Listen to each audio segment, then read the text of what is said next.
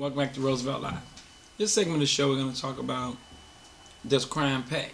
I'm always saying that crime pays. I'm not a criminal, but I say crime pays because it seems to me every time I turn around, somebody that's done something illegal to be in jail wind up making money. As for the show that was aired on Fox News, talked about in 2005, actually when the story first came about, was prisoners were actually filing income tax forms from inside jail. They was filing 1040 EZ forms. They was basically what they were doing is simply taking the form. Now where they getting the forms from, I'm not sure, but they were taking the forms, filing them, putting completely bogus names on them.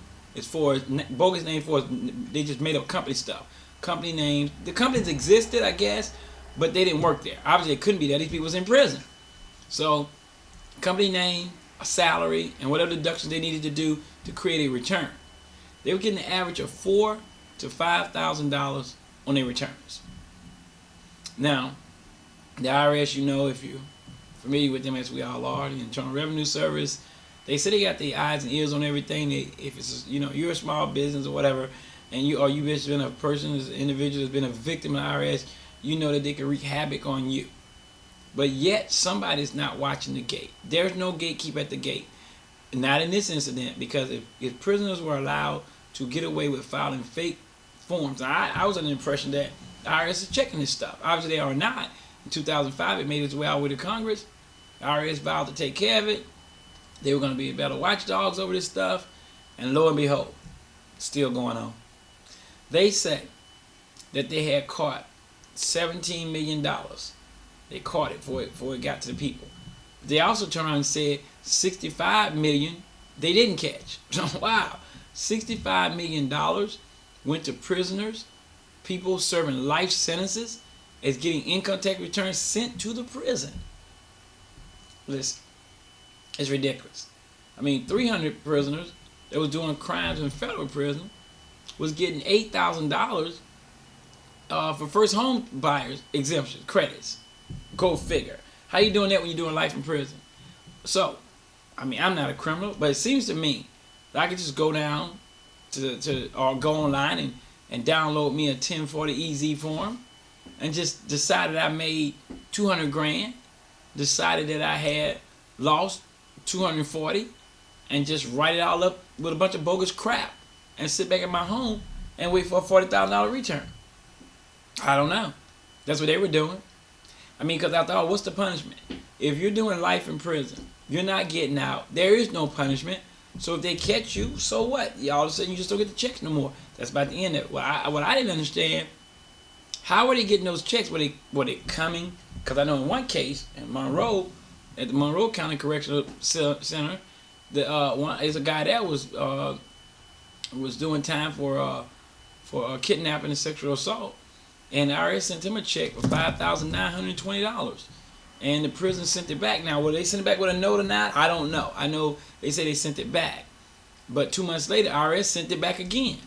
Same amount of money, a new check, I suppose, or either the same check with the same amount of money. Now, I was thinking, everybody that's working, busting their butts, trying to make a living, trying to do the right thing, the IRS is taxing the crap out of them, scrutinizing our every move, watching our every pin mark. If that 5 looks like a 2, all of a sudden you're in trouble.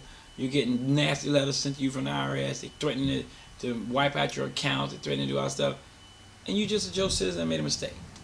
Now you got 64 million. Matter of fact, let me step a little bit further ahead. They said that they stopped some 40,000 returns in 2009 that was coming from prisoners. 40,000? How did they even get to that point? Who's watching this stuff? You talk about running amok with our money. We ought to be outraged. I'm going to say it like I said it back during the election. IRS needs to be dismantled. It needs to be dismantled. It needs to be restarted. It's just ridiculous. It doesn't know what it's doing. The right hand don't know what the left hand is doing. I've had a case where with one hand they sent me a return, and the next day they tell me I owe them money. All at one time. That's crazy. You got a return check and you owe us money. How could that be? One of those things are not true. Either I owe you money or I don't. but not an income tax return and yours money. Go figure. Why? Because one of those checks coming from one part of the United States, another you owe me money coming from another part of the United States. Now, as sophisticated as we are with computer systems, somehow the IRS is not linked to the point that they understand what's going on. Utah don't know what Atlanta is doing. Atlanta don't know what Birmingham is doing. Birmingham don't know what Texas is doing. And there's little bitty prop up companies all over the place with IRS. None of these people know what the heck is going on. That's why a lot of our monies is just running amok. Man, I'll never forget. You know what I mean? I mentioned it way back in season 1, where my company did a payroll thing and it was $8. They say it was $8 short. Go figure. You're talking thousands, hundreds of thousands of dollars.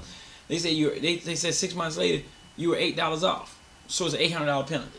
There's an $800 penalty for an $8 shortage. Even when I questioned the guy, he couldn't even look me in the eye with a straight face because it's absolute asinine to say that I owe you $800 because I was an $8 deficit. It's just ridiculous. So these are the type of horror stories that I'm sure that you have had, either if you're in a big business, a small business, or just an individual person. But these prisoners, they're having a good time because white collar crime, it flies on the radar too easily. It doesn't seem to be detected as much as the other crime, but it pays a lot more. I mean, people get away with white collar crimes way more often, I think, than any other crime. They're more sophisticated crimes. They're crimes usually in the banking industry, or people embezzling all the time. I thought they call it embezzling, not robbery for some reason. If I go out there and take $30 somebody, I robbed them, but you go out there and take $400,000, you embezzled. Well, that don't sound the same. That's probably why the crimes are not the same. That's probably why they don't get the same sentencing when it comes down to sentencing, because it sounds so laid back, so cushy, so unintrusive. I don't know, it's cool. But when the IRS is literally giving money to prisoners, and prisoners sitting there laughing about it, this has been going on. It was discovered in 2005.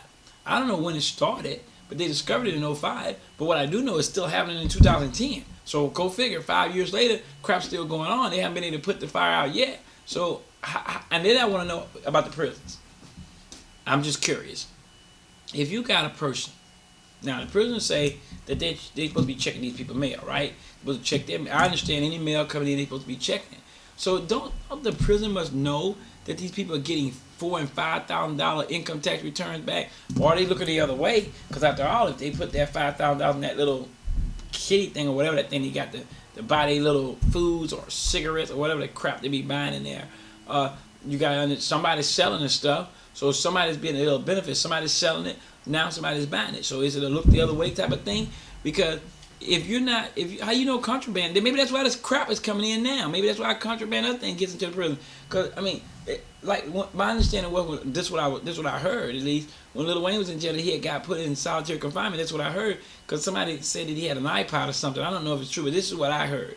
If that's the case, then he shouldn't have been in solitary confinement. So whoever sent it there, whoever gave it to him should be. Let me go back a little bit further. Maybe another prisoner gave it to him, but the only way you're gonna get an iPod in prison, it has to come through the prison guards. That's the reality.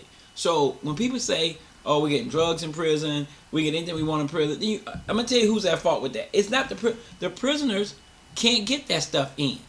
If the prison guards was actually doing their job, you could not get that stuff into that prison. That means that the crooks are actually minding the fence. They minding the gate. That's what it is. They the crooks. The people that are there to keep you there are the actual people that are minding the gate, that causing you to have the ability to get all this stuff in jail. Because if those prison guards doing their jobs, they would know what I don't see how I could get in. I mean, if you're checking all mail, don't you think it's odd that a bunch of people that been in jail for 10 years is receiving an income tax saying that they earn $40,000 from a job that they have never been at because they've been locked up for 100 years? Shouldn't the people that check the mail recognize this? Shouldn't they recognize all these tax returns that are going out? Couldn't they just look at this and say, Mike Jones sent out a tax return for the year 2008, but he's been in here since 2000.